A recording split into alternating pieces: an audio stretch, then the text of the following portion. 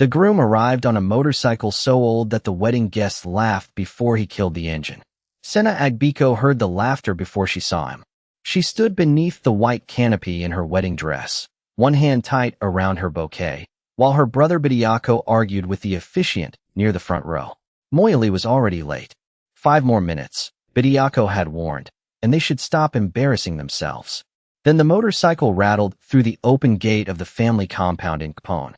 Its left mirror was scratched. The rear mudguard had lost most of its paint. Dust covered Moyali Teta's dark trousers and one sleeve of his wedding shirt. A cousin covered her mouth. Someone behind her whispered, "That is the groom?" Then the laughter spread. Bediako stared at the motorcycle as if it had personally insulted his family. "Senna," he said loudly, "you work at a factory. I am a production supervisor. And this is the man you chose to marry." Moyali removed his scratched helmet, but did not answer the insult. He only looked at Senna. She saw embarrassment in the crowd. She saw anger in her brother. But she saw no shame in Moyali's face. Senna stepped away from the canopy, crossed the yard, and took his dusty hand. "We are already late," she told the officiant. "Please continue." The laughter weakened. Then something stranger happened. Near the back row, Mr. Cording, a senior operations manager from Anadeso Metal Works, suddenly stood when he recognized Moyali. His chair scraped hard against the concrete. For 1 second, his posture became almost formal. Moyali gave him a small look. Mr. Cording slowly sat down again. Bediako noticed nothing. Senna did. She also noticed Moyali's phone vibrating inside his pocket. He ignored it until it rang a second time. "Excuse me," he said quietly. He walked only a few steps away before answering. "Do not restart line 3 until the feed pressure is checked," he said. "Yes, I know what the dashboard says. Check it physically." Bediako gave a short laugh. Now he gives factory advice too. Several relatives laughed with him. Moyali ended the call and returned without defending himself. That silence irritated Bediako more than an argument would have. "You know what I do at Anadeso?" Bediako said, straightening his jacket. "I supervise people. Real workers. Men who understand machines. If my sister ever needs help, she has family with a proper position." Senna's fingers tightened around Moyali's hand. She knew exactly what Moyali could have said. One sentence would have ended every joke in the yard. He said nothing. Neither did she. This was their wedding, not a courtroom. And Senna had made her decision long before anyone saw that motorcycle. The officiant called them forward. Moyali brushed dust from his sleeve. Senna stood beside him. No luxury car arrived. No powerful stranger interrupted the ceremony. No one apologized. But the wedding continued because Senna refused to let the laughter decide what happened next. When she placed the ring on Moyali's finger, his hand was still rough from working with tools that morning. He leaned closer and said, "You could have waited inside." Senna looked straight at him. "And let you walk through them alone?" Moyali almost smiled. That was enough. By the time the ceremony ended, the mood had changed. Some guests still whispered about the motorcycle, but no one was laughing as loudly. Senna considered that a small victory. Then her phone buzzed. It was not a wedding message. It was an internal notification from Anadeso Metal Works. Senna opened it beside the food tables, still holding her bouquet. Her face changed immediately. 2 days earlier, before leaving for her wedding, she had placed a quality control hold on a shipment from line 3. The metal samples had shown irregular stress readings. Nothing should have moved until Monday's retest. Now the system showed something else. Hold overridden. Supervisor authorization, Bediako Agbiko. Dispatch scheduled. Monday, 7 a.m. Senna looked across the compound. Her brother was laughing with 2 relatives, proudly telling them how important his position at Anadeso had become. Moyali came beside her and glanced at the screen. "Do you want me involved?" he asked. Senna locked the phone. "No." Her answer came immediately. "That report has my name on it. I will handle it as a quality control technician." She looked once more at Bediako, then at the motorcycle everyone had mocked when Moyali arrived. Her wedding day was not even over, and her brother had already made a decision at the factory that could put her job, his position, and an entire shipment at risk. On Monday morning, Senna would stop that shipment herself. Sunday morning, Senna found Moyali behind their modest rented house with the old motorcycle balanced on its center stand and yesterday's wedding dust still packed around the rear wheel. The metal seat bracket clicked under his wrench. Warm engine oil left a sharp smell in the narrow yard. mixing with charcoal smoke from a neighbor's cooking fire beyond the wall. Senna stepped outside in sandals, carrying 2 enamel cups of tea. Her wedding dress was gone. So were the flowers, the music, and the relatives who had laughed when Moily rode through the gate. But their laughter had already traveled farther than either of them expected. "Your mirror is still crooked," Senna said. Moily tightened one bolt and looked up. "It was crooked before you married me. Then I accepted a defective product." He smiled. She handed him a cup. For a few seconds, only the scrape of his wrench and distant Sunday voices filled the yard. Then Senna placed her phone on the motorcycle seat. The factory notification was still on the screen. "Hold overridden. Dispatch. Monday, 7 a.m. Moily read it again without touching the phone. Bediako had no authority to clear your quality decision without documenting why. He had enough authority to make the truck move. Senna crouched beside the rear wheel and held the loose chain while Moily adjusted it. Her fingers darkened with grease. This was how they often worked together. No speeches. One person held the part.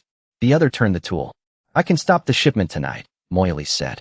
Senna released the chain. The small metallic snap sounded louder than it should have. "No," Moily rested the wrench across his knee. "Senna, I own the factory. If defective material leaves that gate, I am responsible too. And I am the technician who placed the hold." She wiped her fingers on an old cloth. "If you step in because I am your wife, Bediako will say I could not defend my own report." Moily watched her for a moment. He had told Senna about his ownership long before he proposed. There had been no dramatic confession, no test of whether she loved a poor man, no secret game. He had simply explained that he controlled Anadeso Metal Works but preferred engineering floors, supplier meetings, and machines to public attention. Senna had never asked him to arrive at their wedding in a luxury car. Yesterday, the motorcycle had been faster than sitting behind a broken delivery truck blocking the road into Capone. That ordinary decision had given half the wedding something to laugh about. "They think you married a mechanic with one bad mirror," Moily said. Senna took her tea. "You are a mechanic with one bad mirror. That is not the full description. It was enough for me." Moily looked down at the scratched helmet hanging from the handlebar. He could have ended Bediako's jokes with a sentence at the wedding. Senna knew that. He knew she knew it. Neither had needed the sentence. Now the silence had a cost. Senna picked up her phone and opened the quality control system again. "Tomorrow I go in as Senna Agbiko, QC technician, not the owner's wife." Moily stood and rolled the motorcycle forward 6 inches, checking the chain tension. The tires made a dry crunch over the gritty concrete. "Then I stay out of your dispute. More than that." She faced him. "If this reaches senior management, you recuse yourself." His hand stopped on the handlebar. "You are asking me to give up control over a problem inside my own company. I'm asking you to protect the process." A rooster called beyond the wall. Somewhere inside the house, their small refrigerator hummed against the quiet. Moily finally nodded once. "If it reaches a formal review, I recuse." Senna held out her greasy hand. "Agreed." He looked at it, then shook it. Black grease marked his palm too. Her phone vibrated against the motorcycle seat. Not another factory alert this time. A co-worker had sent a message. Then another arrived. Then 5 more. Senna opened the workers' group chat. Someone from the wedding had uploaded a short video of Moily arriving on the battered motorcycle. The clip ended with Bediako's voice carrying across the compound. "And this is the man you chose to marry?" Laughing emojis were multiplying beneath it. One worker had written, "Our QC lady married a roadside mechanic?" Another replied, "Wait until Bediako brings him to the factory." Senna turned the screen toward Moily. He read the messages, then quietly picked up his scratched helmet. By Monday morning, the people laughing at Senna's husband would be standing inside the factory he owned, and Senna had just made him promise not to use that fact to protect her.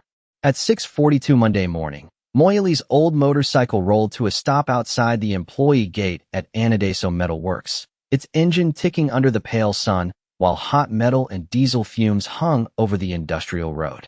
Senna climbed off, adjusted the strap of her work bag, and handed him the scratched helmet. Through the chain-link fence, several workers had already noticed them. One man elbowed another. A woman near the security booth lifted her phone and grinned. The wedding video had done its work. "Your celebrity has arrived," Senna said quietly. Moily glanced toward the gate. "I can come inside." She shook her head. "We agreed." His hand stayed on the handlebar. You also agreed not to let anyone move unsafe material. That part one intend to keep. She turned toward the factory before he could answer. Behind her, the motorcycle coughed once, then disappeared into the morning traffic. Inside the gate, the air changed. The sharp smell of cutting oil mixed with warm steel. Forklift alarms beeped between the buildings. Senna tapped her badge against the reader and walked fast toward line 3. She had expected an argument. She had not expected movement. A yellow forklift was already carrying one of the red tag pallets toward dispatch. Another pallet sat behind it, shrink wrap pulled tight around bundles of metal components. Senna stepped into the marked pedestrian lane and raised one hand. Stop. The forklift driver braked. The load rocked slightly on the forks. Morning, Senna, he said through the open cab. Supervisor cleared these. Put it down. Bediako said they have to be at the truck before 7. Senna looked past him. The loading bay door was open. A truck waited outside with its engine running, sending a low vibration through the concrete floor. Her red QC tags were still attached to the pallets. They had not been removed. They had simply been ignored. Senna walked to the nearest pallet and pressed her palm against the plastic wrap. Nobody loads this until the hold is cleared by QC. Senna. Bediako's voice came from behind her. He crossed the floor in a reflective vest, safety glasses pushed high on his forehead. Move away from the forklift. She turned. You overrode my hold. I released a delayed shipment. Without a documented retest. Because we cannot lose a customer over 3 questionable readings. The forklift driver looked between them. Nearby workers slowed without actually stopping their machines. Bediako lowered his voice, but the grinding hum from line 2 forced him closer. This shipment misses the deadline. We pay a penalty. Production loses its numbers. People lose their bonus. You understand that. Senna pulled one red tag from the side pocket of her vest and held it between them. This means the material failed inspection. It means you asked for another test. Exactly. And another test takes time we do not have. Bediako pointed toward the truck. Release it. Senna stared at him for one beat, then walked past him toward the QC terminal mounted beside the line. Bediako followed. What are you doing? She entered her employee code. The screen glowed blue against her face. She opened the shipment record, selected the affected batch numbers, and reinstated the hold under her own authorization. A warning box appeared. Production dispatch will be blocked. Senna pressed confirm. Across the loading bay, a red light flashed above the truck lane. The driver inside the cab shut off the engine. Silence fell in that corner of the factory so suddenly that the clank of a loose chain on the forklift sounded sharp. Bediako looked at the screen, then at his sister. You just stopped an entire dispatch. No, Senna said. The failed reading stopped it. I documented them. His jaw tightened. You think marrying that motorcycle mechanic makes you untouchable? Senna did not answer the insult. She reached for the terminal again to print a fresh hold sheet. The screen froze. Then a message appeared. Access restricted. Contact supervisor. Senna tried once more. Same message. Bediako had already taken out his phone. Your QC access is suspended pending review, he said. 10 o'clock. Conference room 2. Bring your original test records. He stepped closer, voice flat now. And this time, Senna, your husband cannot help you. She looked through the loading bay toward the road beyond the factory fence, where Moyli's motorcycle was already long gone. Then she removed her hand from the dead terminal, picked up the red-tagged sample case herself, and said, Good. I wasn't planning to bring him. At 10 o'clock, Senna placed the red-tagged sample case on the conference table and pushed it toward Bediako. The room smelled of dry marker ink and machine oil drifting in through the vents, while the ceiling fan clicked above them with every slow turn. 3 managers sat along one side of the table. Bediako sat opposite Senna with a printed dispatch schedule beneath his hand. You stopped a shipment worth more than your annual salary, he said. Senna opened the case. Inside were 3 metal test pieces, each labeled with the line 3 batch code. Then let the material prove me wrong. One manager looked up. Bediako stopped tapping his pen. Senna slid her original readings across the table. Run the test again. Fresh sample. Witnessed. No argument. 10 minutes later, they were walking across the production floor toward the materials lab. Heat rolled from the line in heavy waves. Presses struck steel with deep, repeating thuds, and the concrete beneath Senna's boots carried a faint vibration. Workers turned as she passed. Two men near a tool cart whispered about the wedding video. One mimicked holding motorcycle handlebars and laughed. Senna kept walking. Bediako heard them too. "This is what you wanted?" he said near her shoulder. "Everybody watching?" Senna pulled on her safety glasses. "I want the test." The technician cut a fresh specimen from the quarantined batch. Sparks flashed white against the darker wall as the saw bit into the metal. The cut piece was still warm when he carried it to the tensile testing machine. Senna checked the heat code herself, then handed the sample to him. Bediako folded his arms. "One clean result, and those pallets move." Senna looked at him. "One valid result tells us about one sample, not the whole batch." The machine began pulling. A digital number climbed on the screen. 38, 42, 45. The room filled with the steady electric hum of the test frame. Then the sample failed before reaching the required threshold. The metal snapped with a sharp crack inside the protective housing. Nobody spoke. The technician removed the broken piece with gloved hands and set it on the steel tray. Senna picked up the record sheet. "Again," she said. Bediako's head turned. "You got your failure. Now I need to know whether it is isolated." A second specimen went in, then a third. The second failed. The third barely cleared the minimum and showed an irregular deformation pattern along one edge. Senna laid the three results side by side. These came from different positions on the same batch. One of the managers leaned over the forms. "Can we separate the bad pallets?" Senna shook her head and pointed to the heat code stamped into the sample. "Not yet. This code runs across more than one pallet. If the heat treatment cycle was unstable, we need to trace every bundle that came through that window." Bediako pulled off his safety glasses. "Do you understand what full quarantine does to our numbers?" Senna turned toward him. "Do you understand what shipping this does if the parts fail after they leave us?" The machines beyond the lab wall continued pounding. One of the workers who had laughed earlier stood at the open doorway now, no smile on his face. Senna took a red marker, drew a line beneath the heat code, and handed the sheet to the manager. "Quarantine every pallet tied to this cycle. Retest before release." Bediako stepped in front of the tray. "You are suspended from QC access. Then you sign the decision." She placed the pen in front of him. He stared at it. Nobody moved. Finally, the general manager reached across the table instead. "I will authorize the quarantine." Bediako's eyes shifted toward him. The balance in the room had changed without anyone raising a voice. Outside the lab, Senna's phone vibrated once, but she left it in her pocket until the paperwork was finished. When she finally walked through the employee gate near noon, Moyali was waiting across the road beside the same battered motorcycle, one boot resting on the dusty shoulder. The sun flashed against the scratched mirror. A passing truck pushed hot diesel air between them. "Did it pass?" he asked. Senna held up the broken sample inside a clear evidence sleeve. "No." Moyali looked at the fracture, then at her. "And now?" "Full quarantine." He gave one slow nod. Before either of them could say more, Senna's phone buzzed again. This time it was an official notice from the general manager, because the failed batch involved a supervisor override and a potential contract breach. An ownership-level review had been scheduled within 48 hours. Senna read the notice twice, then looked at Moyali standing beside the motorcycle everyone at the wedding had mocked. He did not reach for her phone. He did not offer to cancel the review. He only put on his scratched helmet. In 48 hours, the factory would begin asking questions that Bediako was not ready to answer. By Tuesday morning, the red tags had spread across nearly an entire row of finished pallets, bright against the gray steel and clear plastic wrap. The factory floor smelled of hot lubricant and scorched dust, while the heat near line 3 pressed through Senna's cotton work shirt before 8 o'clock. A grinder screamed somewhere beyond the safety barrier. Forklift tires squealed across painted concrete. Senna stood beside the retest station with a clipboard under one arm and watched fresh samples being cut from 3 different pallets.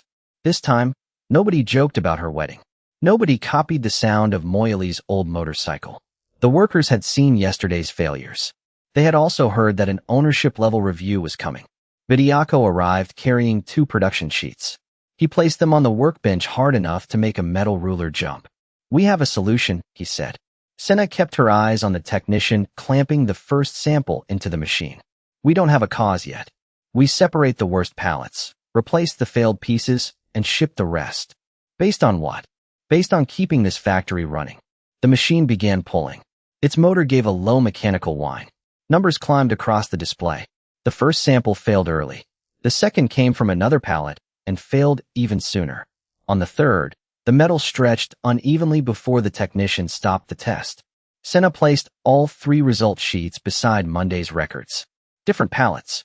Same production window. Same pattern. A process engineer stepped closer and traced the batch times with his finger. These all went through heat treatment during the same shift. Bediako answered quickly. Then adjust the next run. Senna turned toward him. No. We check what happened during this one.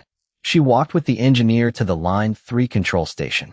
Warm air blew from the equipment vents, carrying the metallic smell of scale and heated steel. Behind the glass, rollers turned with a heavy rhythm that could be felt through the soles of her boots. Senna pulled the production checklist from its holder and compared the scheduled heat treatment cycle to the shift record. Nothing mysterious appeared. No hidden note. No dramatic confession. Just numbers that did not match the work on the floor.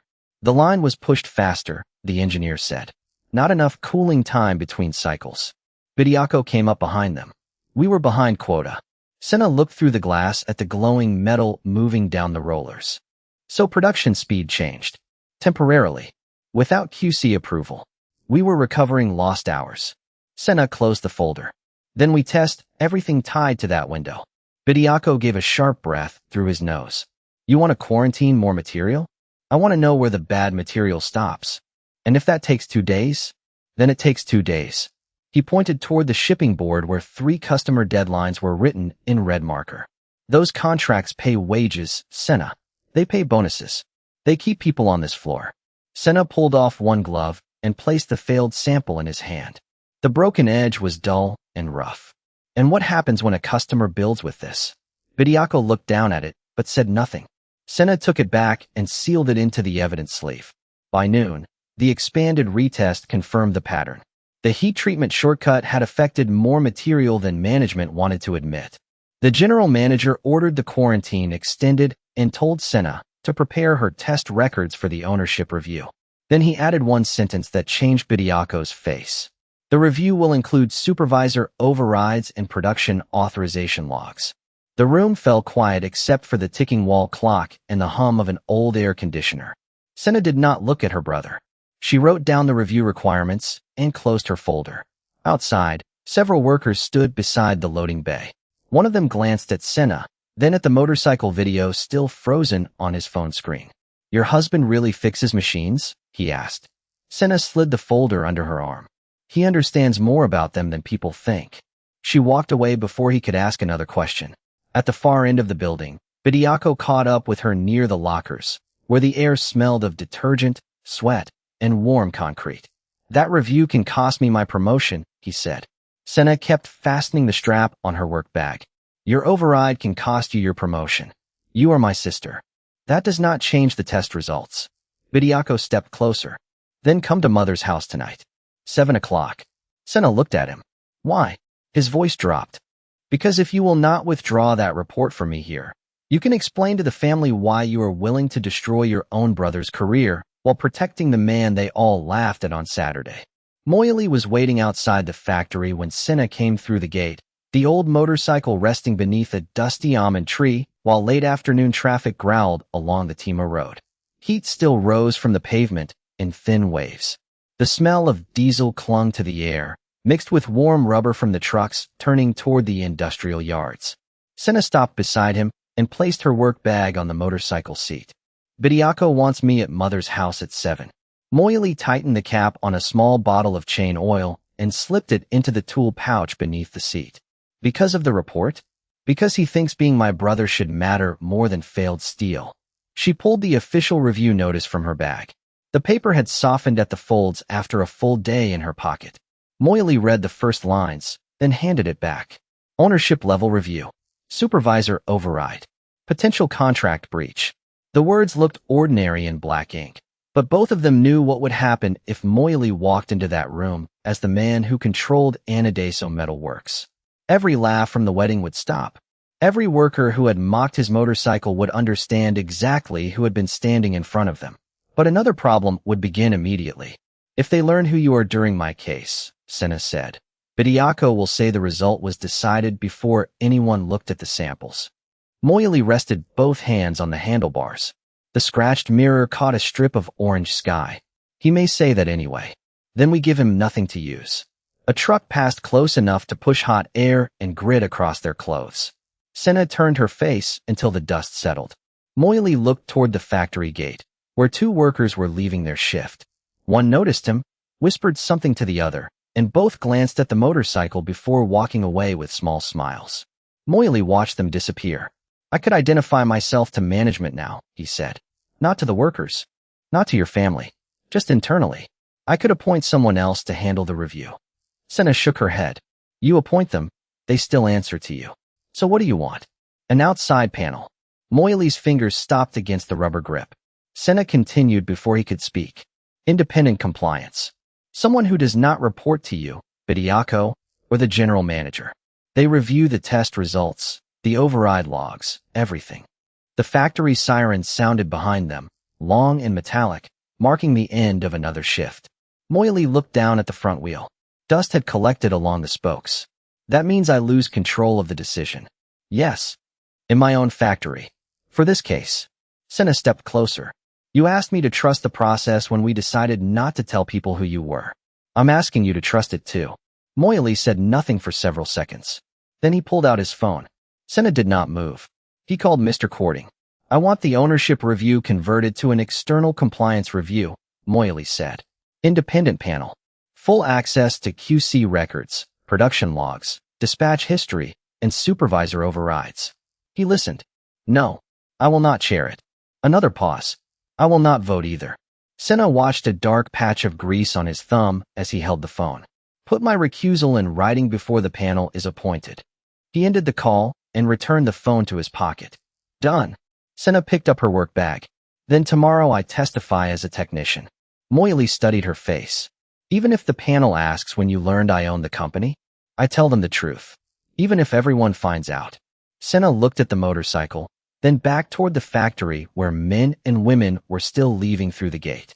If they find out because the process requires it, fine. But I will not use your name as a weapon before that.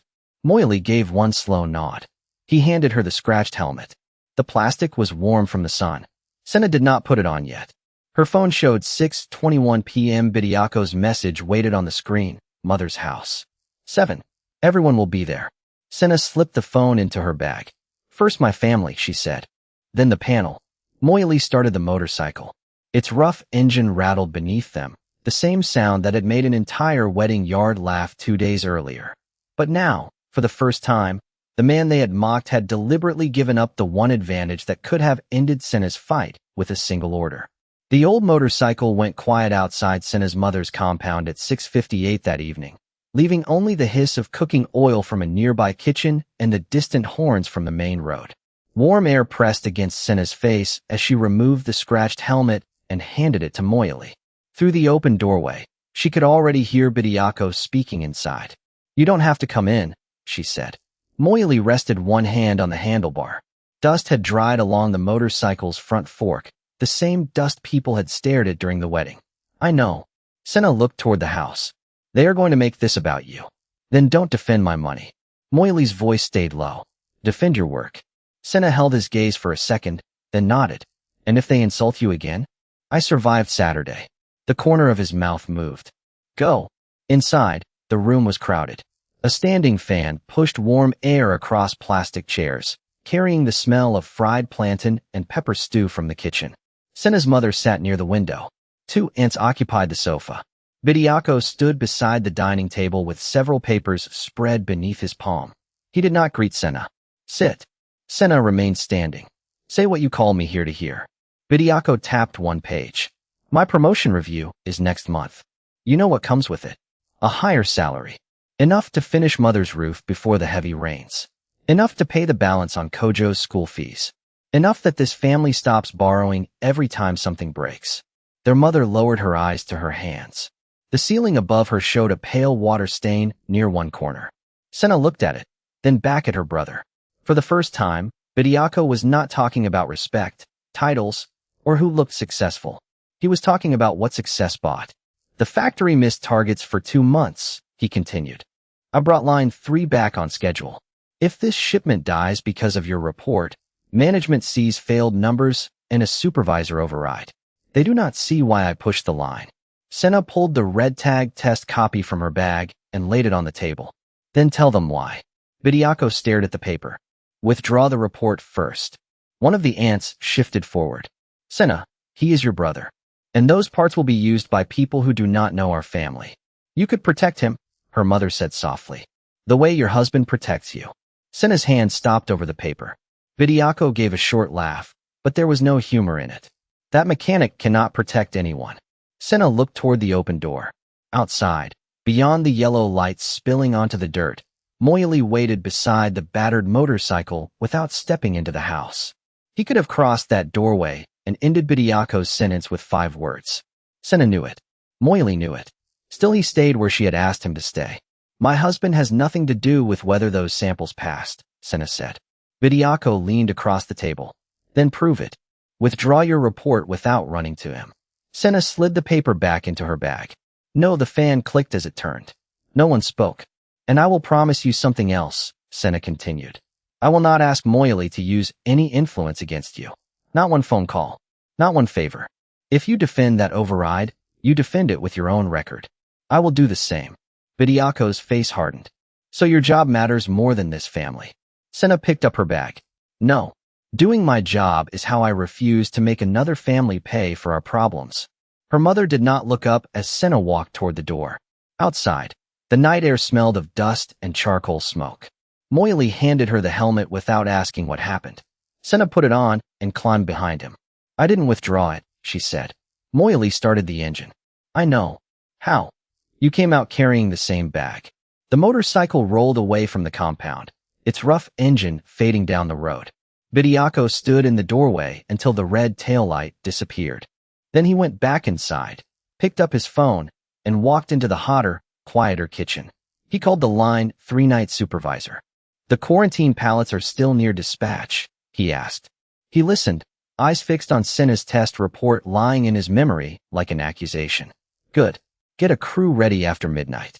Do not remove the red tags. Just move the load to the outbound lane before morning shift. He paused. You have until 4:30 a.m. At 4:18 Wednesday morning, Senna saw the first quarantine pallet moving through the dark loading bay. Sodium lights threw hard yellow squares across the concrete, and the night air smelled of diesel, hot brakes, and damp dust left by a brief overnight rain. A forklift rolled toward the outbound lane with one of her red QC tags still tied to the shrink wrap. Senna stopped walking. The tag had not been removed. Someone was simply moving the material anyway. She dropped her work bag beside the security rail and stepped into the marked lane. Put it down. The forklift driver eased off the accelerator. The electric motor whined beneath him. Supervisor order. Put it down. He looked toward the far end of the bay. Bediako stood beside a waiting truck with a clipboard in one hand. 3 more quarantine pallets were already lined behind him. Senna walked straight to the nearest dispatch terminal. Cold fluorescent light washed over the keyboard. Her badge access had been restored only for limited review work, but the shipment control screen was still available. She entered the batch number. Outbound preparation active. Supervisor authorization, B. Agbiko. She did not search for another secret. She did not need one. The movement was happening in front of her. Senna, Bediako called. Step away from that terminal. She opened the dispatch control menu. These pallets are under quarantine. They are being staged, not shipped. Then they do not need to be in the outbound lane at 4 in the morning. Bediako crossed the bay quickly, his boots striking the concrete beneath the low growl of the truck engine.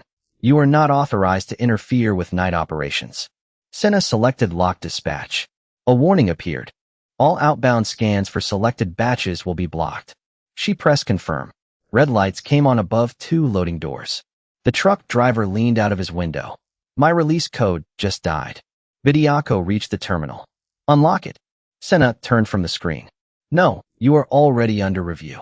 So are these parts. The forklift driver lowered the pallet to the floor. Plastic wrap crackled as the load settled. Senna walked to each pallet and checked the red tags with her own hands. One tie had been loosened. She replaced it with a fresh numbered seal from the QC station and wrote the number on her paper log. Bediako watched her do the second pallet, then the third. "You think this makes you look professional?" he asked. "It makes the quarantine real. You are stopping production because you want to prove you are right." Senna pressed the final seal closed until it clicked. "If the parts pass independent review, they move. If they do not, they stay." Bediako pulled out his phone. "Then you stay too." 10 minutes later, the night operations manager arrived carrying a printed suspension notice. Warm air from the factory floor pushed through the open bay, carrying the smell of cutting fluid and heated steel. Senna read the page once. Immediate suspension for insubordination and unauthorized disruption of dispatch operations. She folded it in half. "Badge," the manager said. Senna unclipped it from her vest. Before handing it over, she returned to the terminal one last time. The dispatch scan history was still visible. Every attempt to move the quarantine loads carried the same supervisor credentials. Bediakos. Time stamped. Batch stamped. She exported the log to the external compliance case already opened the day before. Then she attached her seal numbers and sent it. Bediako stepped forward. "What did you send?" Senna removed her badge and placed it in the manager's palm. "The record. You had no right.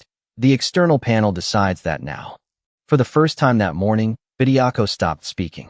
Senna picked up her work bag and walked toward the employee gate as dawn began turning the eastern sky gray. Outside the fence, traffic was starting to build along the industrial road.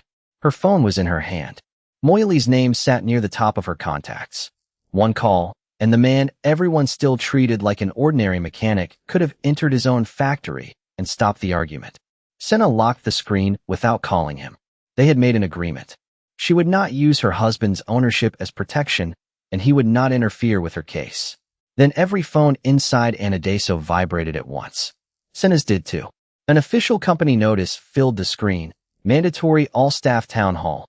Thursday, 9 a.m. attendance required. Ownership representative will address the compliance review.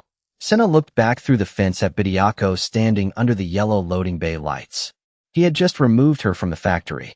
By 9 the next morning, the factory's owner would be standing in front of everyone.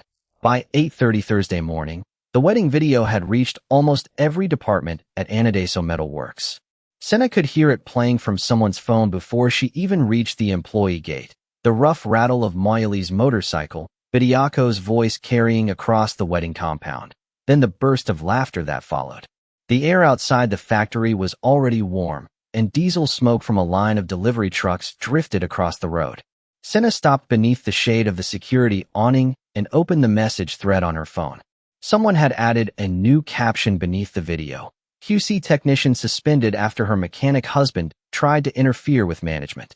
There was no evidence Moiley had interfered. He had done the opposite. But rumors did not need evidence when they were entertaining. A worker walking past Senna lowered his phone when he recognized her.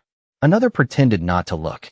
Senna tightened her grip on the folder containing her test sheets, dispatch records, and the written notice showing Moiley's recusal from the compliance process. Then she walked inside. Across town, Moiley sat at the small table in their house with his scratched helmet beside him and the official town hall notice open on his phone. Morning light came through the barred window in pale strips, catching dust on the motorcycle gloves he had placed beside a cup of cooling tea. Senna stood near the door fastening the strap of her work bag. "I can make the ownership announcement before the meeting," Moiley said. A written notice. No drama. No surprise. Senna looked at him. "And what happens to my case after that? People stop calling me a mechanic who is using you to reach management. No. They start saying the owner's wife stopped a shipment because she knew she could." Moiley leaned back slightly. The wooden chair gave a soft creak beneath him. "They are already saying I interfered. Then let the records prove you didn't." She placed the recusal letter inside her folder. Moiley watched her close the metal clasp. "Once I walk into that town hall, this cannot stay private." Senna nodded. "I know. Your brother will know. I know. The same people who laughed Saturday will know." Senna slid the folder under her arm. "Then let them learn it at the moment the process requires it.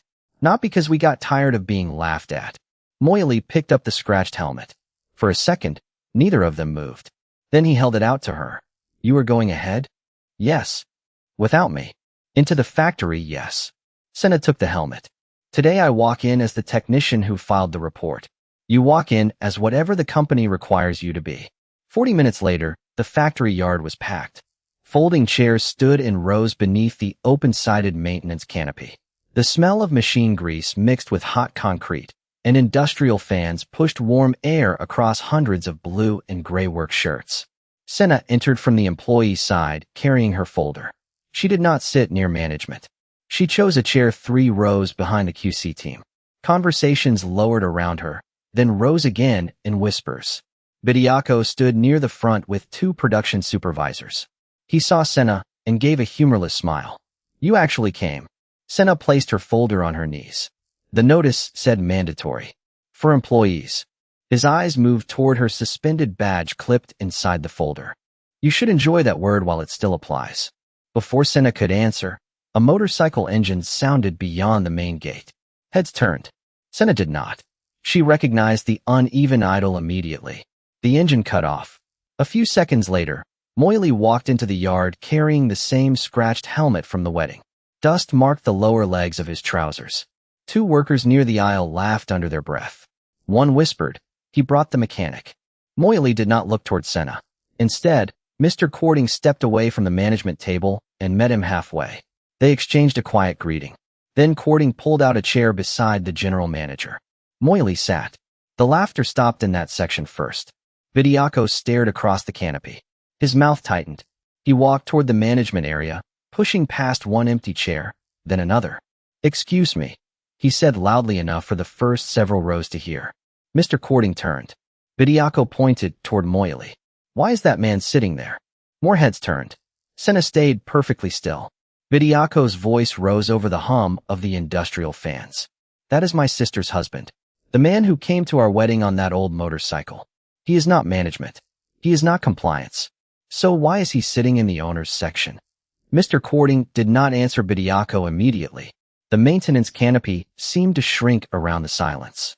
Industrial fans pushed hot air across the rows, carrying the smell of machine grease, sun-warmed canvas, and steel dust from the open factory floor. Somewhere beyond the yard, a press struck metal with a deep, steady boom. Bediako kept one arm extended toward Moily. "I asked a simple question," he said. "Why is he sitting there?" Mr. Cording looked toward the general manager. The general manager rose slowly from his folding chair and picked up the microphone from the table. A burst of static cracked through the speakers. Several workers covered their ears. Moily remained seated, his scratched helmet resting between his shoes. Senna watched from the 3rd row, both hands still on the folder across her knees. The general manager cleared his throat. "Since Mr. Agbiko has raised the issue publicly, we should correct a misunderstanding publicly." Bediako's hand lowered a few inches. The general manager turned toward Moily. "Mr. Moily Teta is not here as a visitor." A few whispers moved through the crowd. "He is a mechanical engineer, chairman of the ownership board, and the controlling owner of Anadeso Metal Works." The yard went completely still. Even the men who had been smiling moments earlier stopped moving. Bediako stared at Moily as if the distance between them had suddenly become impossible to measure. His mouth opened, then closed.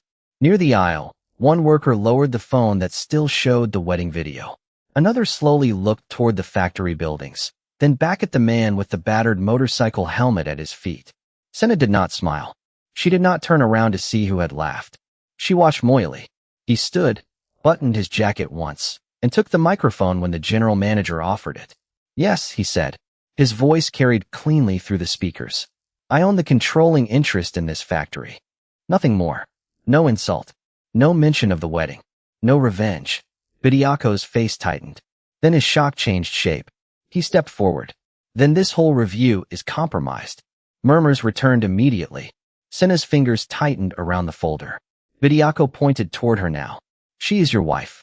She stopped production. She filed the report. And you own the company." He turned toward the workers. "How is that independent?" Moily looked toward Senna for the first time since entering the yard. The glance lasted less than a second. Then he faced the crowd again. "That is exactly why I signed a formal recusal before the external panel was appointed." Mr. Cording lifted a document from the management table. "The recusal was filed Tuesday evening," he said. "Mr. Teta has no vote, no review authority, and no disciplinary authority in this case until the panel completes its work. Bediako shook his head. He can still influence everyone in this factory. Not the external panel, Senna said. Heads turned toward her. She stood and walked down the aisle carrying her folder. The concrete radiated heat through the soles of her shoes, and the dry edge of the metal clasp pressed into her palm. She stopped several feet from Moily, not beside him. Do not judge my report because I married the owner, she said. And do not excuse my brother because he is my brother. Judge the test results.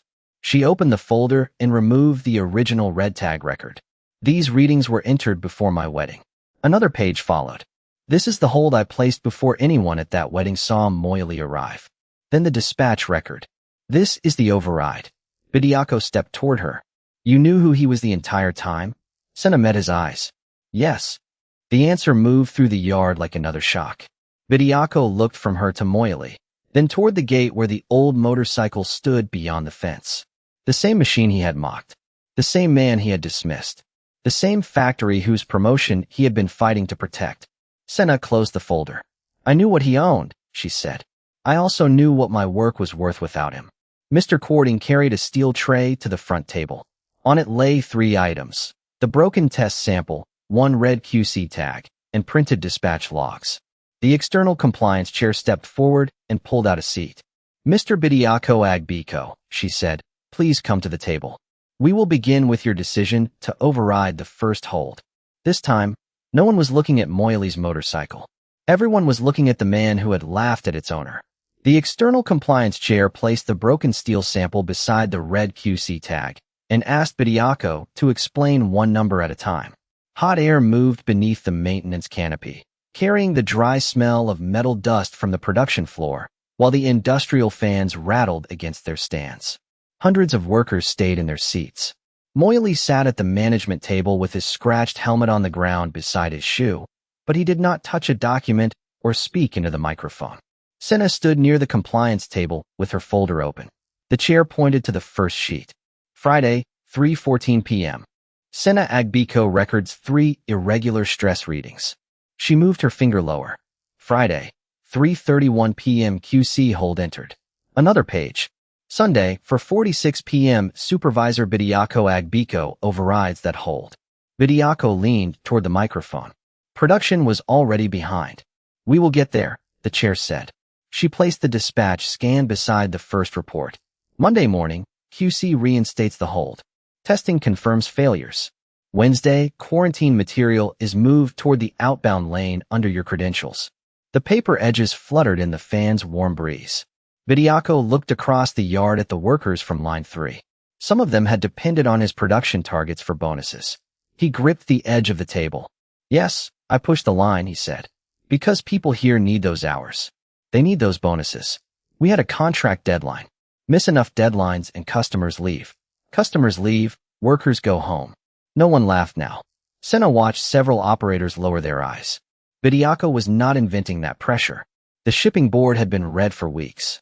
But the compliance chair lifted the failed sample between 2 gloved fingers. Its broken edge looked rough beneath the white canopy light. Did production pressure change the required material standard? Bediako said nothing. Did it authorize you to bypass QC? Silence again. Then he looked at Senna. She knew she was married to the owner. The crowd stirred. She knew she had protection. Senna stepped forward before Moily could move. Open the first report. The chair did. Senna pointed to the timestamp. Friday afternoon. Then she pointed toward Moily without standing beside him. Our wedding was Saturday. The chair checked the system audit record on a tablet. Blue light reflected against her glasses. The original readings, hold request, and sample codes were entered before the wedding. No records were modified afterward. A whisper moved through the rows. Senna continued. My husband did not order that hold. He did not approve my retests. He did not suspend me. And he did not restore my access. Moily remained seated. That silence now meant something different. The man who owned the factory had allowed the evidence to stand without using his position to shape it. The compliance chair turned back to Bediako. Your override is therefore evaluated on its own. She reviewed the independent test results, the heat treatment records, the night dispatch attempt, and the supervisor credentials linked to each movement. When she finished, she folded her hands. Effective immediately, Mr. Agbiko is removed from supervisory authority pending formal discipline and retraining review. Bediako's shoulders dropped a fraction. The production vest he had worn so proudly suddenly looked heavier across his chest. "Am I fired?" he asked. Before the panel answered, Senna spoke. "I am not asking for that." Bediako turned toward her. Senna held the red tag between two fingers. "I asked for one rule. If I bypass this tag, investigate me. If he bypassed it, investigate him. Same standard." The chair nodded once. "That is the standard." Across the table, Moyali finally looked at Senna. No smile. No rescue. Just one slow nod. By noon, Bediako had surrendered his supervisor badge and left the production floor without the authority he had used against his sister. The machines kept running behind him, loud and hot, but the quarantine pallets stayed where Senna had ordered them to stay. Then, near the locker room, another kind of whisper began. Senna heard it before she reached the door. "Of course they believed her," one worker murmured. Another answered, "Wait. She will probably get promoted now. Her husband owns the place." Senna stopped with her hand on the cool metal locker handle. She had proved the report was hers. Now she would have to prove that whatever came next was hers too. The promotion notice appeared on Senna's desk Friday morning before the factory siren finished its first long blast. White sunlight poured through the high windows of the QC office, catching fine metal dust in the air, while the smell of machine oil drifted in from line 3. The notice was simple. Because of the vacancy created during the compliance review, management intended to move Senna into a higher supplier quality position. She read it twice, then folded it once and walked straight to the general manager's office. Outside, presses struck steel in heavy rhythms and forklifts beeped between the painted lanes. Moyali was already there for an unrelated ownership meeting, his scratched helmet resting beside his chair. Two managers looked up when Senna entered. She placed the folded notice on the table. "I cannot accept this." The general manager frowned. "Senna, your record supports the promotion. Then let my record compete." Moyali did not move. Senna opened the notice and tapped the line naming her appointment. "If I take this now, every person who laughed at my husband will say they were wrong about him, but right about me. They will say I only moved up because I married the owner." One manager leaned back. "People will talk no matter what process we use. Then give them the cleanest process possible." Senna pulled a blank page from her folder. "Post the position. Publish the scoring categories. Technical assessment, corrective action proposal, interview, documented experience. Everyone qualified can apply." She looked directly at Moyali. "And you are not in the interview room." Moyali's thumb moved once across the worn edge of his helmet. "I already recused from your compliance case. This is different." "I know." He stood. "And I agree." The general manager looked between them. "You understand you could lose the position." Senna picked up the promotion notice and tore it cleanly across the middle. The paper made a sharp sound in the quiet office. "Then I lose it fairly." By Monday, the job posting hung beside the time clock. Workers gathered beneath the fluorescent lights, reading the scoring sheet taped below it. No secret appointment. No private recommendation. 8 employees applied. Senna was one of them. Over the next several days, she worked through the process without Moyali beside her. In the technical room, the air conditioner blew cold against her hands while she examined supplier certificates, heat treatment charts, and defective samples laid across a steel table. During the practical test, she identified 3 process risks and wrote a corrective plan that would slow one stage of production but reduce repeat failures. In the interview, an external quality consultant asked what she would do if the factory owner demanded shipment of material she believed was unsafe. Senna did not hesitate. "Document the failure. Stop the shipment. And make him sign his name if he wants to overrule the standard." One interviewer almost smiled. Moyali was nowhere in the room.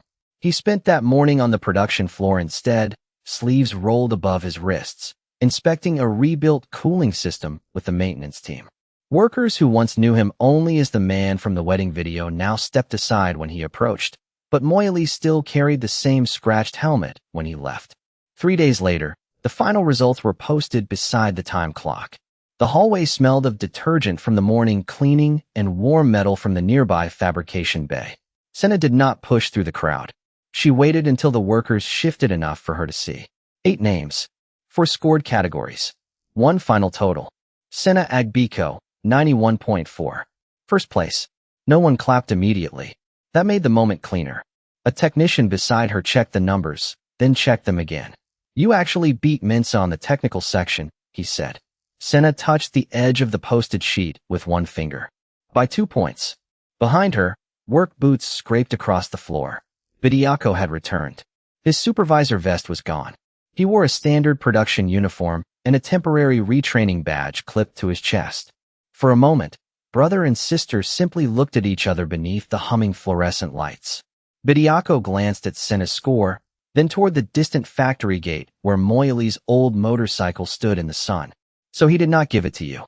Senna lowered her hand from the results sheet. No, Bediako looked at his own retraining badge. And he did not destroy me either. No, the next factory siren sounded, deep and metallic, calling them back to work.